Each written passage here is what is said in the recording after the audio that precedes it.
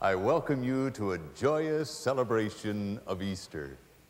Down through the ages, people have greeted each other in a very special way on Easter morning. One person would say, "He is risen," and another would respond, "He is risen indeed." Now, in just a moment, all of us here in the sanctuary are going to greet each other that way, and I'm going to greet my brother Jack Lou and Ralph Osborne, and then we're going to go into the congregation and greet each other that way. And those of you who are with us on television, reach out to someone in your home, and if no one's there with you, right at this moment, lift up the phone and call someone. And if you don't get an answer, call later in the day. One Easter morning, I received a call at 3 in the morning. Someone was calling from the East Coast, and it was fine for him, but he said, "He is risen." And I said, "What?" He said, "He is risen." And I finally got my senses, and I said, "He is risen indeed." So share the good news. Christ is alive. He is risen. Jack. He is risen indeed. He is risen. He is risen. God bless you, my brother. He is risen. Indeed. He is risen. He is risen. He is risen indeed, Lord. He is risen. Risen indeed. God bless you. He is risen. He is risen indeed. The Lord bless you. He is risen. He is risen. He is risen. Our Easter celebration is rooted and grounded in the central truth of the Bible that Christ rose from the dead. The Spirit of Christ is around us and in us right now to give us faith to believe the amazing and awesome fact as we read Mark 16, 1-8. Now when the Sabbath was past, Mary Magdalene, Mary the mother of James, and Salome brought spices that they might anoint him. Very early in the morning, on the first day of the week, they came to the tomb when the sun was risen.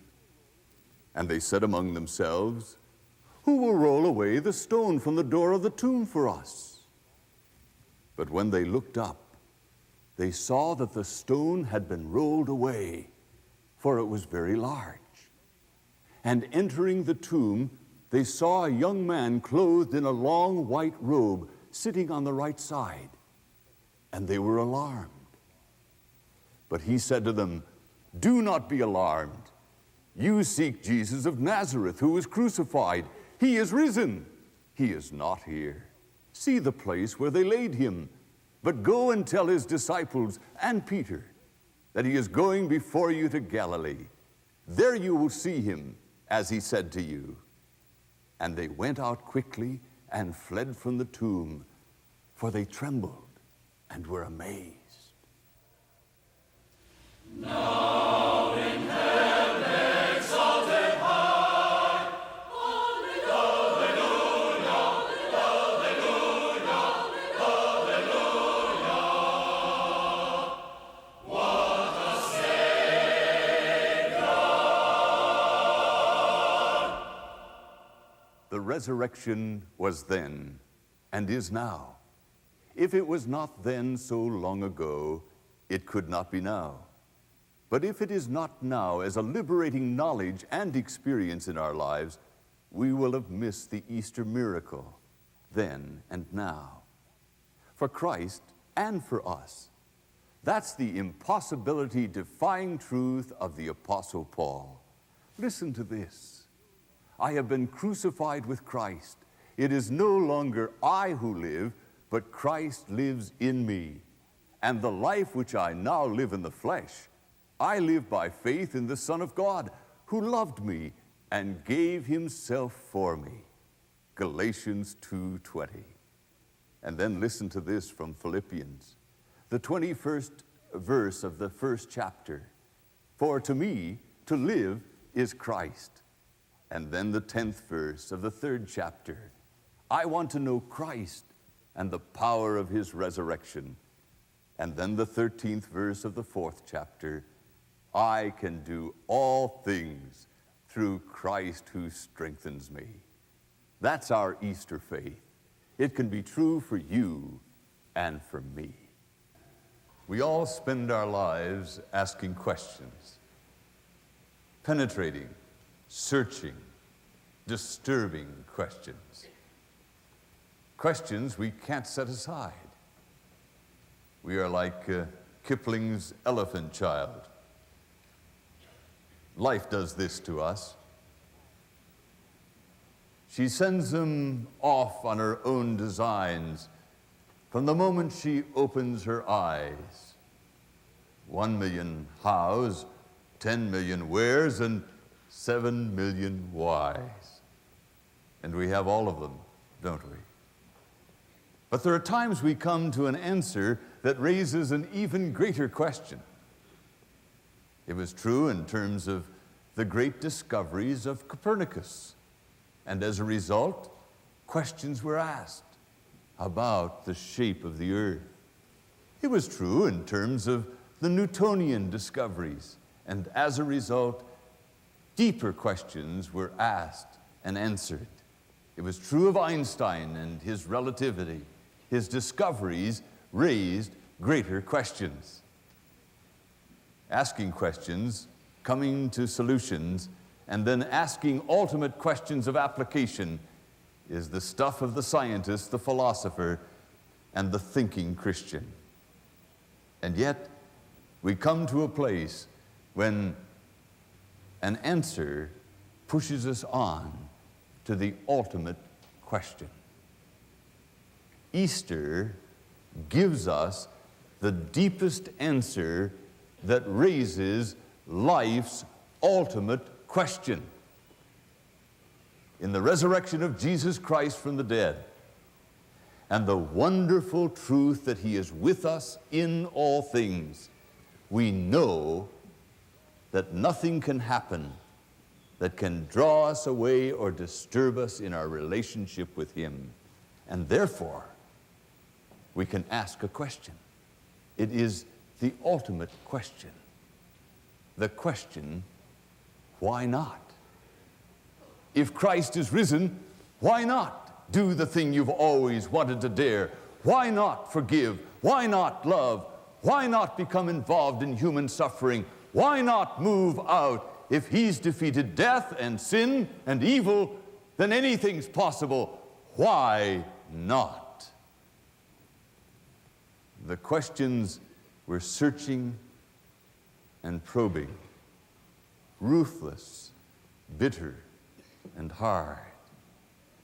The answer was very painful, and in it, urgings we could not discard. The time of questions has ended. The season of asking is done. Now is the time for the answer. The spring of the world is done. The answer leaves us stunned and breathless. An answer we cannot deny. Our hearts burn with fire that's hot. If Christ is risen, then why not? Anytime someone comes to a profound experience of the risen Christ, he dares to ask, why not?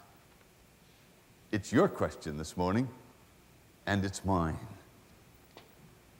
Some time ago, I led a conference of Christian leaders. They were very discouraged, and I was amazed that 2 weeks after Easter, they were out of their tether and done in. And I said to one of them, what do you think causes this? He said, I suddenly realized that all of the preaching and all of the music and all of the beautiful flowers and the lovely worship doesn't really make a whole lot of difference. People come and dance on the circumference of a celebration and never get really to the heart of what it's all about.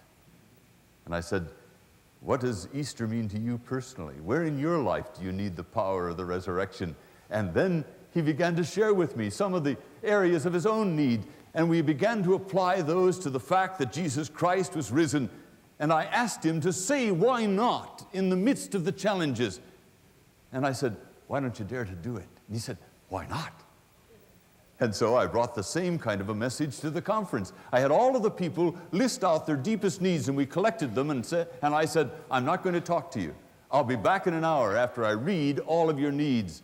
And then I want to preach a message on the power of the resurrection for your needs. And I want you to answer, why not? Why not dare? Why not do what God guides? I want to tell you it was one of the most exciting communication experiences I ever had in my life.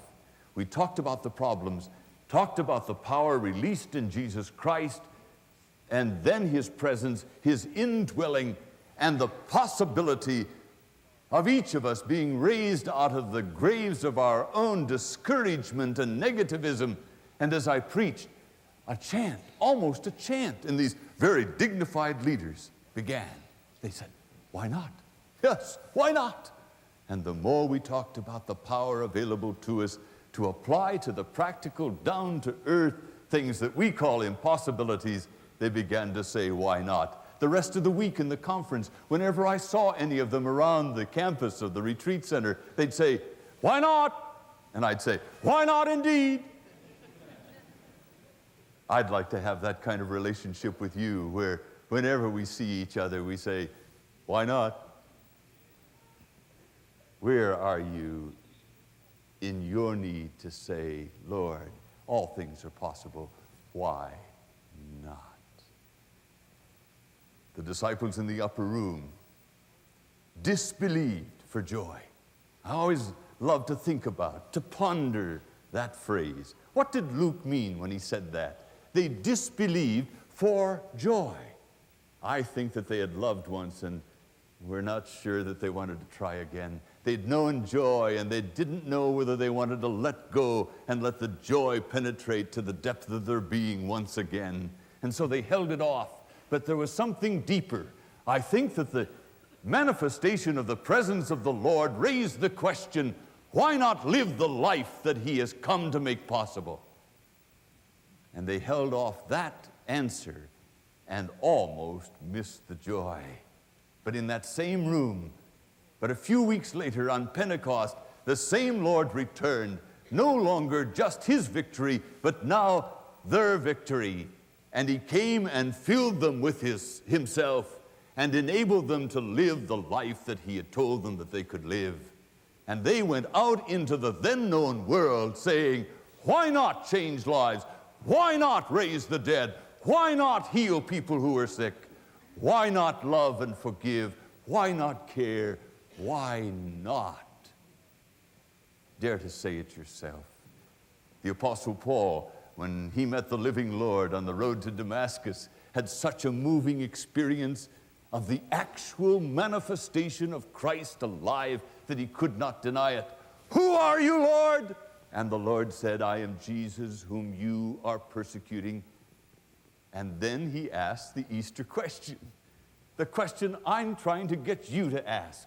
I'm trying to ask for me. Lord, what do you want me to do? And the Apostle Paul kept asking that question all through his life. When you catch a sense of the presence of the risen Lord, when he intervenes into your life and you know he's alive, there's only one question left. Lord, why not? If all power in heaven and earth is given to you, why not? The Apostle Paul gave us the secret of it in the experience of his own life. He said, I have been crucified with Christ. It is no longer I who live, but Christ who lives in me. And the life I live by faith in the Son of God who loved me and gave himself for me. Don't you see? There is the strategy of it, the secret of it, the strength of it. Paul was crucified. That is, he committed all that he had to what he knew of the Lord. He died to himself. His ego became the container and the transmitter of the actual presence of the living Lord. The Lord entered into him and took a hold of the tissues of his brain, the capacity of his emotions, his will, the very tissues of his body. And after 14 years of quiet, of sorting out the implication intellectually and spiritually and theologically, and he knew that Jesus was indeed the Messiah of Israel and that his gospel was the only answer to the needs of the world, he said, why not? Why not change the world by the preaching of the gospel? And he moved out into the then known Palestinian and Asiatic world, preaching one message: Jesus is Lord. The sick were healed, the confused straightened, the broken redeemed. All because Paul had died to himself, had turned his life over to the living Christ, and had become a container of Christ. That's the essence of the victorious life. Christ in us, Christ living his life in us and through us, doing what we could never do ourselves. But how does it happen? We all long for power. Power over ourselves, power over other people. We're constantly in a power struggle wherever we are, within organizations. And anytime we say, who's in charge here? We really are asking, I'm in charge. Do you realize it? And the question is, who's really in charge of our life? There are two Greek words for power in the New Testament: exousia and dunamis. One means authority and the other means force and energy. It's when we give our lives over to the authority of Christ, then his power begins to flow in us. And the life we live by faith in the Son of God. And he can plant in our minds the dream that we can dare to pray for and dare to attempt, questioning, why not? Here's the thesis of Easter. The living, resurrected Christ, in all of his power, enables us to conceive and believe what he wants to give us the power to achieve. And it can happen right now.